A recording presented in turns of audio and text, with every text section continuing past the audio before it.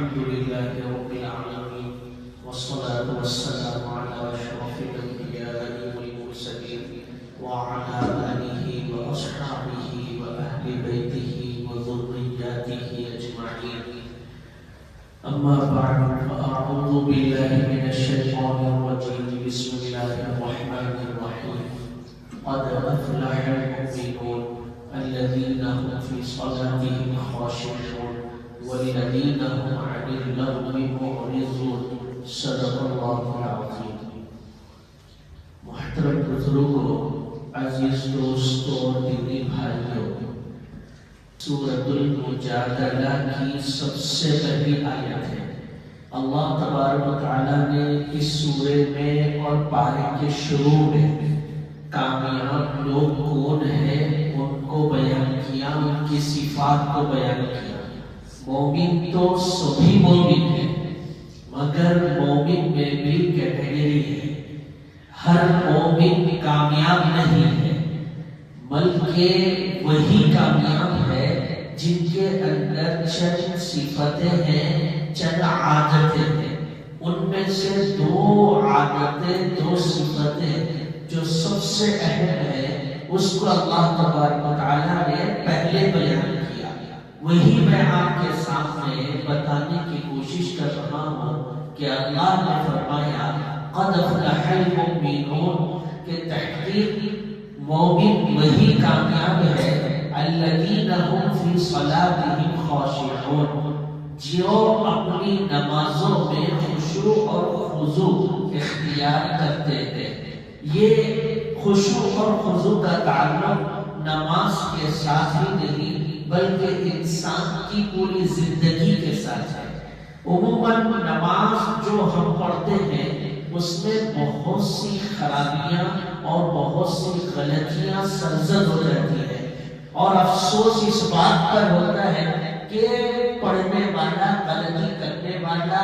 اور جس کی نماز میں خرابی ہے اس کو احساس تک نہیں ہوتا۔ وہ یہ سمجھ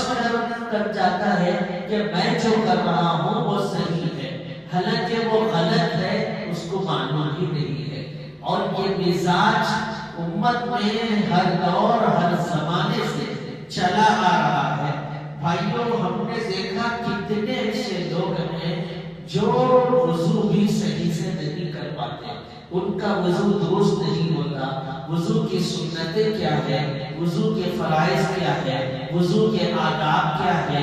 اور وضو کس طرح سے کرنا ہے، اس کا طریقہ کیا ہے، چہرہ کیسے دھلنا ہے، دونوں ہاتھ کیسے اور کہاں تک دھلنے ہیں، پیر کو کیسے اور کہاں تک دھلنا ہے، انگلیوں کا خلال کیسے ہونا چاہیے، داڑھی ہے تو داڑھی کا خلال کیسے ہونا چاہیے، کچھ معلوم ہی نہیں ہوتا۔ بہت سی چیزیں جس کو اسلام نے پسند نہیں کیا، مکروہ قرار دیا ہے، وہ چیزیں ہم کر جاتے ہیں۔ مثال کے طور پر ہم دونوں پیروں کو پھیلا کر بیٹھتے ہیں، وضو کرتے وقت اس انداز سے کرتے ہیں کہ وضو کا پانی ہم پر بھی گرتا ہے اور بازو والے پر بھی گرتا ہے۔ چہرہ دھلنے کے لیے پانی لیتے ہیں تو منہ پہ اتنا زور سے مارتے ہیں، لگتا ہے کہ آپ نے پتھر پر پانی پھینکا ہے، اپنے چہرے پر پانی نہیں پھینکا،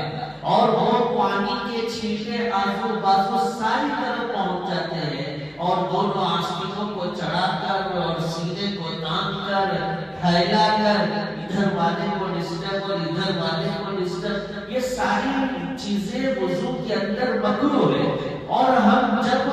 ہاتھ اپنے دھلتے ہیں تو ہم فوراً پانی لیتے اور شروع کر دیتے ہیں۔ کتنے ایسے ہیں جو یہاں سے نل کے نیچے ہی سیدھا اپنا ہاتھ رکھ دیتے ہیں، یہاں سے لے کر یہاں تک، پھر اطمینان نہیں ہوا تو پھر رکھ دیا، پھر اطمینان نہیں ہوا تو پھر رکھ دیا۔ ایک بار، دو بار، تین بار پیچھے انتظار ہے کہ کب جناب عالی کا وضو ختم ہوگا اور میں وضو کے لیے تیار ہو جاؤں، اور ادھر دیکھتا ادھر دیکھتا بندہ انتظار ہی میں رہتا ہے، اور صحابہ اپنے وضو سے فارغ ہی نہیں ہوتے۔ اور جب مسئلے کا مسئلہ آتا ہے تو کتنے ایسے ہیں جو خالی دو منٹ کر دیا، ہٹا دیا، کر دیا، ایسے ایسے جھٹک دیا کہ اس سے بھائی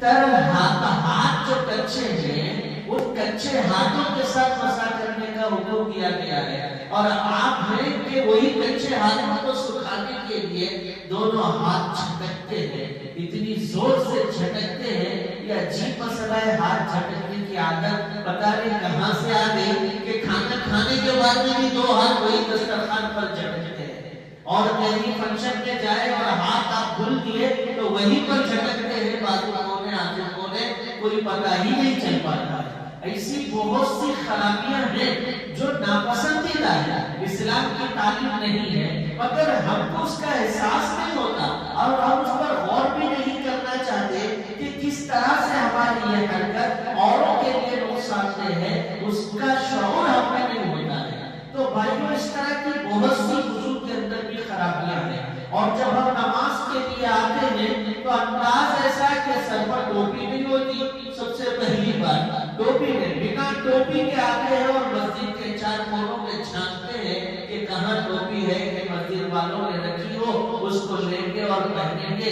اور یہیں پر نماز پڑھیں گے، اور جاتے جاتے سر پر رکھ کر جائیں گے، مسجد میں دوبارہ رکھنے کی نوبت بھی نہیں آتی ہے۔ پہلا کام ہمارا یہ، اور مسجد میں آئے تو کون سا پیر رکھ کر آنا ہے وہ بھی شعور نہیں ہوتا ہے، بعض تو اپنا بایاں پیر رکھ دیتے ہیں، جبکہ تعلیم یہ ہے کہ دعا پڑھتے ہوئے سیدھا پیر رکھ کر آپ مسجد میں آئے، اور چلنے کا انداز عاجزی والا ہونا۔ آپ شہنشاہوں کے شہنشاہ کے گھر میں ہیں، بادشاہوں کے بادشاہ کے گھر میں ہیں، زمین و آسمان کے بنانے والے خالق مالک اللہ کے گھر میں ہیں، جس نے آپ کو زندگی دی اور جو آپ کو کھلاتا ہے، پلاتا ہے، آپ کو صحت دیتا ہے، تندرستی دیتا ہے، آپ کے دسترخوان پر لذیذ و عمدہ قسم قسم کے کھانے سجا دیتا ہے، سونے کے لیے نرم بستر، عہدہ، مرتبہ، عزت، دولت، شہرت، سب کچھ جس اللہ نے دی، اس اللہ کے گھر میں آپ آ رہے ہیں تو آپ کا انداز ایسا کہ آپ کا کوئی ثانی نہیں، یہ کافی ہے آپ کے کوئی دوسرے نہیں، اس انداز سے پیروں کو پھاڑتے ہوئے، پھلاتے ہوئے، سامنے کوئی بیٹھا تو اس کو ادھر سے ہٹاتے ہوئے، بائیں ہے تو اس کو ادھر سے ہٹاتے ہوئے آپ شاہانہ انداز سے آتے ہیں، اور بیان کرنے والے خطیب کو اس انداز سے دیکھا جاتا کہ وہی سب سے زیادہ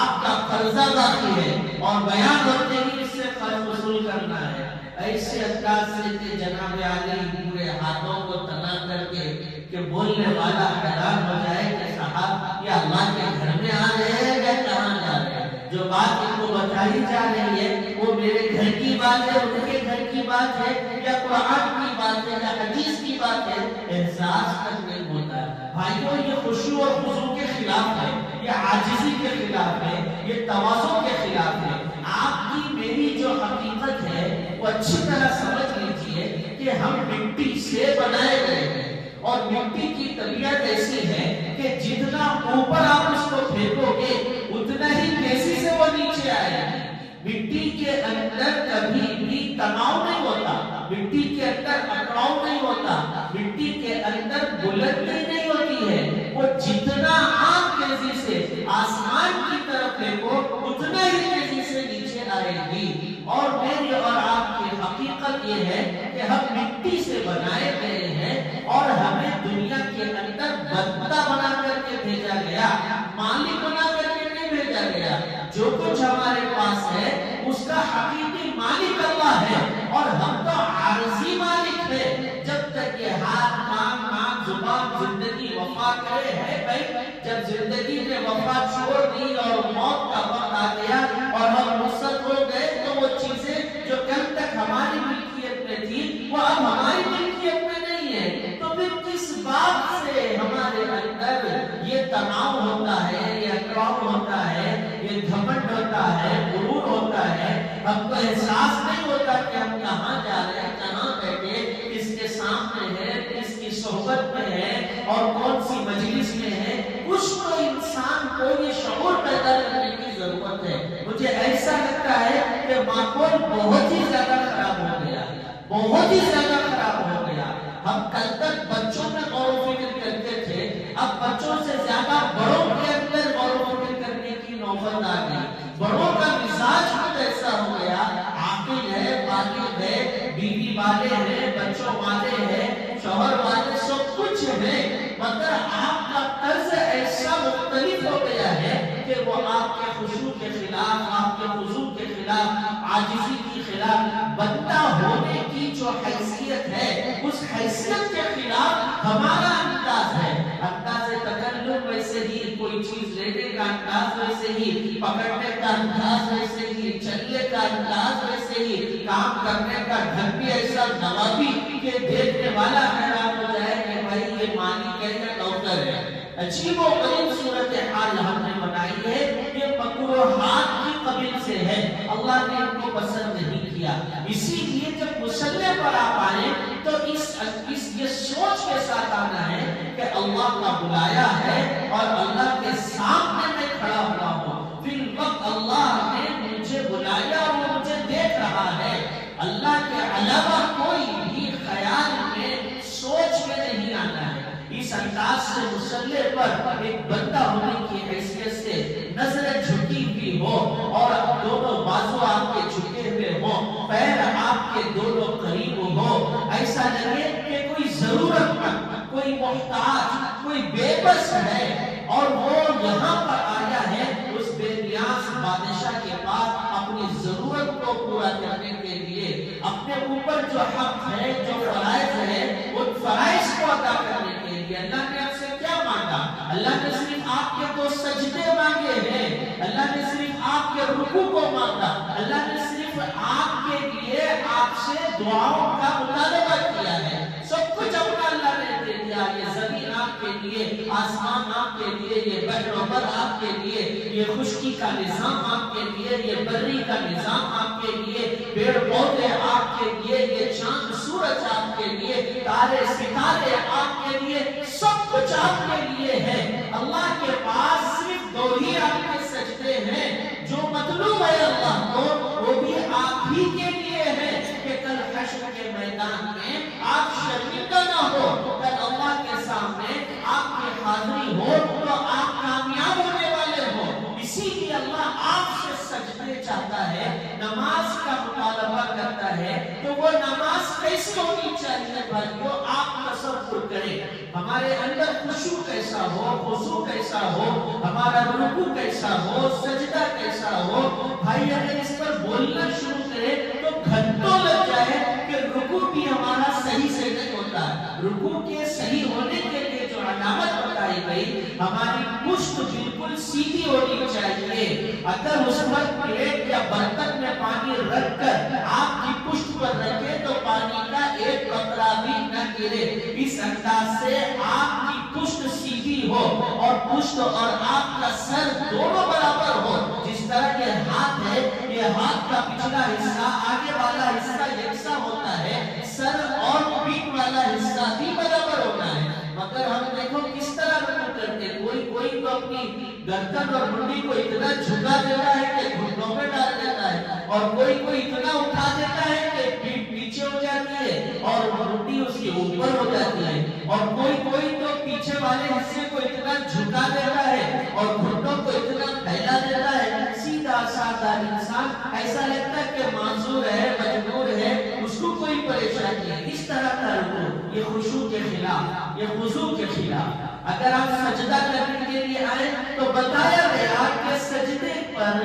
آپ کے یہ دونوں ہاتھ رکھتے ہیں، تو سب سے پہلے سجدہ کرتے وقت آپ کے پہلے تو سیدھے بیٹھنا ہے، اس کے بعد گھٹنے ٹیکنے ہیں، اس کے بعد آپ سجدہ لمبا کرنا ہے۔ اتنا چھوٹا سجدہ اپنے آپ کو سمیٹ کر کرنے کی اجازت مردوں کو نہیں ہے، مگر ہم دیکھتے ہیں کہ ہاتھ کو سمیٹ کر، پیر کو سمیٹ کر سجدہ کیا جاتا ہے، جو کہ خشوع کے خلاف ہے، خضوع کے خلاف ہے۔ آپ کے دونوں ہاتھ پھیلے ہوئے ہوں اور آپ کے دونوں پیر معتدل انداز سے ہو، پیر کی انگلیاں قبلے کی طرف گھومی ہوئی ہو، اور بھائیوں پیر کو، دونوں پیروں کو نیچے ٹیکنا ضروری ہے، تو ہی آپ کا سجدہ ہوگا۔ مگر ہم دیکھتے گھٹنے کے اوپر پوری طاقت ڈال دیتا ہے اور پیچھے سے پیروں کو اٹھا دیتا ہے، جیسے ہی آپ نے پیر اٹھائے آپ کی نماز گئی، آپ کا سجدہ گیا، وہ خشوع اور خضوع کے خلاف ہے۔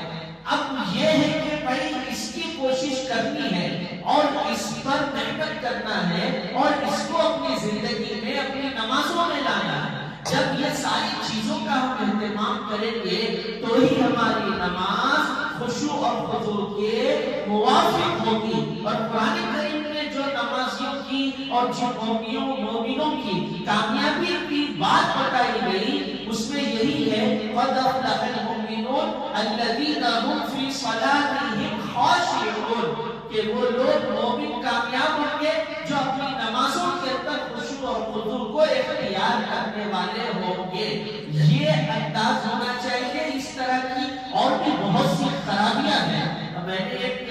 آپ کو سوچنے کے لیے اشارہ دیا ہے، آپ اس اشارے کو سمجھ کر اپنی نماز کو درست کریں، اور درست کرنے کے لیے چھوٹے بڑے کا کوئی فرق نہیں، مرد عورت کا کوئی فرق نہیں۔ چھوٹا بچہ بھی جانتا ہو تو فوراً اس کے پاس آپ پہنچ کر اس سے کہیں کہ بیٹا دیکھو میرا قیام کیسا ہے، میرا رکوع کیسا ہے، میرا سجدہ کیسا ہے۔ اللہ نے جیسے مجھ سے عبادت چاہی، جیسے مجھ سے نماز چاہی، اور جس نماز سے اللہ پاک خوش ہوتے ہو، کیا میں اس انداز سے نماز پڑھنے والا بنا یا نہیں بنا؟ 40 سال ہو گئے، آپ ڈاکٹر بن گئے، آپ انجینئر بن گئے، اور آپ فلاں بن گئے، آپ عہدے والے، مرتبے والے، رئیس بن گئے، شہرت والے، سب کچھ بن گئے، مگر ایک نمازی آپ نہیں بن سکے، ایک سجدہ کرنے والے آپ نہیں بن سکے، رکوع کرنے والے آپ نہیں بن سکے۔ میرے بھائیوں، ایسے ہی نمازیوں کے بارے میں اور ایسی ہی نماز کے بارے میں اللہ کے نبی صلی اللہ علیہ وسلم نے فرمایا۔ حدیث مبارکہ کا خلاصہ یہ ہے کہ کل بروز محشر ایک بندے کو جہنم میں ڈالنے کا فیصلہ کیا جائے گا۔ اب وہ بندہ کہے گا کہ اللہ مجھے کیسے جہنم میں ڈالا جا سکتا ہے؟ میں تو نمازی تھا، پرہیزگار تھا، میں تو تہجد پڑھتا تھا، میں تو فجر کی نماز پڑھتا تھا جب کہ میری بستی میں کوئی نہیں پڑھتے تھے، میں امام صاحب کا ساتھی تھا، دوست تھا، اور میں پوری مسجد میں اتنا وقت گزارتا تھا، اور اتنی نمازیں میں نے پڑھی، کوئی نماز میں نے قضا نہیں کی۔ تو اللہ کہے کہ وہ نمازیں تو نے اس لیے پڑھی تاکہ لوگ تجھے دیکھ کر نمازی کہیں، اس لیے پڑھی کہ تجھے دیکھ کر لوگ دیندار کہیں، اور جو نمازیں تو نے پڑھی ہے وہ خشوع کے خلاف، خضوع کے خلاف تیری نیت میں کھوٹ ہے، لے یہ تیری نمازیں ہیں، کالے کپڑے میں لپیٹ کر اس کے منہ پر مار دیا جائے گا، تیری نمازیں تو اپنے پاس رکھ لے جن کا تجھ سے کوئی بھی ذرہ برابر فائدہ نہیں ہوا۔ اللہ پاک راضی نہیں ہے تو اسی نماز سے کیا فائدہ بھائی؟ اللہ کے سجدے سے راضی نہیں، خوش نہیں تو ایسے سجدے سے کیا فائدہ؟ ایسے رکوع سے کیا فائدہ؟ اسی لیے رسماً عام نمازی نہ بنے، بلکہ خشوع اور خضوع کے ساتھ نماز پڑھنے والے بنے، باضابطہ اس کی مشق اور پریکٹس ہونی چاہیے، اور بہترین انداز سے ہونی چاہیے، اور روزانہ ہونی چاہیے۔ اس کی آپ کو فکر کرنے کی ضرورت ہے۔ صحابہ رضوان اللہ علیہم اجمعین کا خشوع اور خضوع کیسا تھا بھائیوں؟ حضرت علی بن ابی طالب رضی اللہ عنہ خلیفہ رابع امیر المومنین حضرت علی رضی اللہ عنہ کی جان لینے کے جب منصوبے ہوئے، ظالموں نے پلان بنایا کہ کیسے ان کو مارا جائے، تو سب نے کہا کہ بھائی یہ ہمیشہ چوکنا رہتے ہیں، ہوشیار رہتے ہیں، اگر ان کو مارنا ہے، ان پر حملہ کرنا ہے تو ان کی نماز کے وقت ان پر حملہ کیا جائے، کیونکہ نماز پڑھنے کا ایک وقت ہی ایسا ہے جس میں یہ ہر چیز سے کٹ کر اللہ کی طرف ہمارے متوجہ ہو جاتے ہیں۔ میرے بھائیوں، تاریخ کا واقعہ آپ پڑھیں، لکھیں، دیکھیں، سنیں آپ کہ کس طرح سے حضرت علی رضی اللہ عنہ کو تیر چلایا گیا اور نماز کی حالت ہی میں چلایا گیا۔ اللہ کا وہ کیسا بندہ تھا، نبی کا وہ کیسا صحابی، اسلام کا وہ کیسا خلیفہ کہ تیر بھی لگی، اس کے باوجود بھی احساس ان کو نہیں ہوا، احساس ان کو نہیں ہوا، برابر وقت رکوع میں اور نماز کے ارکان میں مشغول ہے جبکہ خون بہ رہا ہے۔ ایسی نماز، ایسا خشوع اور خضوع صحابہ رضوان اللہ علیہم اجمعین کے پاس تھا۔ اگر یہی ہمارے اندر پیدا ہو جائے تو ہماری نمازیں ہی ہماری زندگی کی کامیابی کے لیے اور بہت سے مسائل کے حل کے لیے کافی ہو جائے گی۔ جو دوسری صفت بیان کی گئی وہ یہ ہے کہ ابھی لغوی معرضون، مومن کی پہچان، اس کی کامیاب ہونے کی علامت یہ ہے کہ وہ بیکار چیزوں سے اپنے آپ کو دور رکھتا ہے، لایانی چیزوں سے۔ حدیث نبی رسول اللہ نے فرمایا جہاں کام نہیں ہے وہاں پر وقت گزاری بیکار ہے، جہاں آپ کا کوئی مطلب نہیں وہاں پر آپ اپنا مطلب بنائیں بیکار ہے، جہاں آپ کی ضرورت نہیں آپ غیر ضروری اس کو اپنی ضرورت میں داخل کریں بیکار ہے۔ میرے بھائی میں تو اپنی ایک ناقص رائے میں یہ کہوں گا کہ کتنے لوگ ہیں جو یہی چیزوں میں سب سے زیادہ پریشان ہیں، اسی میں بیمار ہے۔ وہ ماشاءاللہ سے کماتا بھی ہے، پہنتا اوڑھتا بھی ہے، وہ اپنی ضرورت میں غور کر لیا تو وہ شوگر کا پیشنٹ نہیں بنے گا، بی پی کا پیشنٹ نہیں بنے گا، وہ ڈپریشن کا شکار نہیں ہوگا۔ اس کو کیا ضرورت ہے کہ فلاں کے گھر میں کیا ہو رہا، چلا کے گھر میں کیا ہو رہا؟ بھائی تیرے کے اوپر کیا ہوگا تو وہ دے، تجھ پر کیا فرائض ہے تو وہ غور کر لے، تیرے ذمہ کیا ہے وہ کر لے۔ تو اپنے بھائیوں کے، دوسروں کے، تیسروں کے غیر معمولی چیزوں کے اندر آپ ایسا وقت ضائع کرتے ہیں، اللہ کی پناہ، اس سے بچنے کی ضرورت ہے۔ یہ کامیاب لوگ نہیں ہیں، یہی لوگ بیچوں میں جا کر کامیابی کو ناکام بنا دیتے ہیں، بننے والی چیزوں کو بگاڑ دیتے ہیں اور جو چیزیں صحیح ہیں اس کو توڑ پھوڑ کے رکھ دیتے ہیں۔ اسی لیے گزارش ہے کہ مومن کی کامیابی کے لیے جو عمدہ صفتیں بیان کی گئی، ان دو صفتوں پر آپ کوشش کریں اور وقت کو نکال کر اس پر محنت کریں۔ اللہ سے دعا ہے کہ اللہ پاک ہمیں کہنے سننے سے زیادہ عمل کی توفیق نصیب فرمائے۔ اللہ آپ راضی ہو اسی نمازیں پڑھنے کا اہتمام کرنے والا بنائے اور بیکار اور لایانی چیزوں میں، کاموں میں مشغول ہونے سے اللہ تعالی حفاظت فرمائے۔ وآخر دعوانا الحمد للہ رب العالمین۔